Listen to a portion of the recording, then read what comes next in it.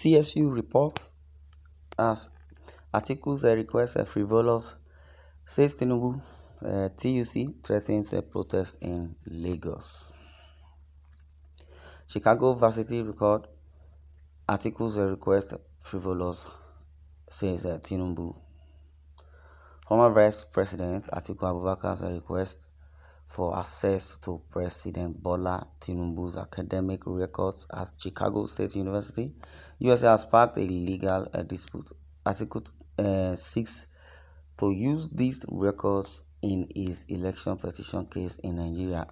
However, this matter is now under scrutiny by United States District Judge Nancy Maldonado. Now, this is the headline for the Chicago Varsity, which have the record and Atiku's request frivolous, says Tinubu, because Atiku argued that he needed the records to file them at the Presidential Election Petition Court (PEPC) in Nigeria. Now, the magistrate, Judge Jeffrey Gilbert, initially directed the university to release the records to Atiku, despite objections from Tinubu. The Chicago State University's rules typically prevent the release of such information to third parties when the record owner objects, except when directed by the court. Tinubu's lawyer, Christopher Carmichael, challenged Atiku's claim, arguing that the magistrate exceeded their authority by issuing a blind case, and also challenged Atiku's claim, arguing that also the magistrate exceeded their authority by also issuing a binding rule without court review. Carmichael requested a delay in the implementation of the magistrate's order until Monday, September 25th. 2023, September 25, 2023, to allow further consideration of the ruling's legality. He also emphasized that Atiku's delay in seeking this information until 6 months after the election concluded was a crucial factor. Furthermore, Carmichael asserted that Atiku misled the lower court into believing that he could use the records at the Supreme Court, which was not the case.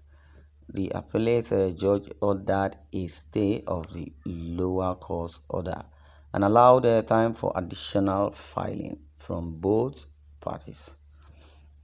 Now, straight to TUC that threatens a protest in Lagos on Monday. The Trade Union Congress of Nigeria, TUC, is gearing up for a showdown in Lagos State due to alleged interference in the activities of the Road Transport Employees Association of Nigeria (RTEAN) by the state government. TUC President Comrade Festus Osifo has announced plans to disrupt economic activities in Lagos starting from Monday, September 25th, in response to the government's ban on RTEAN operations. Osifo stated that all affiliated unions of TUC, including Pengasan, ASCSN, ASBIFI, and others, will participate in the protest despite efforts to resolve the issue amicably, including legal actions. The institution of the situation has not improved. The National Industrial Court had ruled that the state government lacked the power to proscribe a federally registered trade union. Yet, Lagos State refused to comply. Now, TUC called on the Ministry of Labour and Employment, which has the authority to register and deregister trade unions, to intervene and resolve the matter. If the Lagos State government remains unyielding, the TUC has threatened to escalate the protest and potentially shut down federal establishments in Lagos. Indefinite strike, MANECA orders a kick as NLC decides Tuesday. Well, as the Nigerian Labour Congress, NLC prepares for a nationwide strike over workers' welfare. The business community has expressed their worries about the potential consequences for the country's economy. NLC's national president, Joe Ajaero, revealed that a decision on the strike will be made during a meeting. Yes, be made during a meeting scheduled for Tuesday, following the expiration of a 21-day ultimatum issued to the government to provide palliatives in response to the fuel subsidy removal. Hmm. Now, the labor unions demands includes a review of the minimum wage, tax exemptions, and the allowances for public sector workers. They have warned that the strike will disrupt commercial and economic activities nationwide.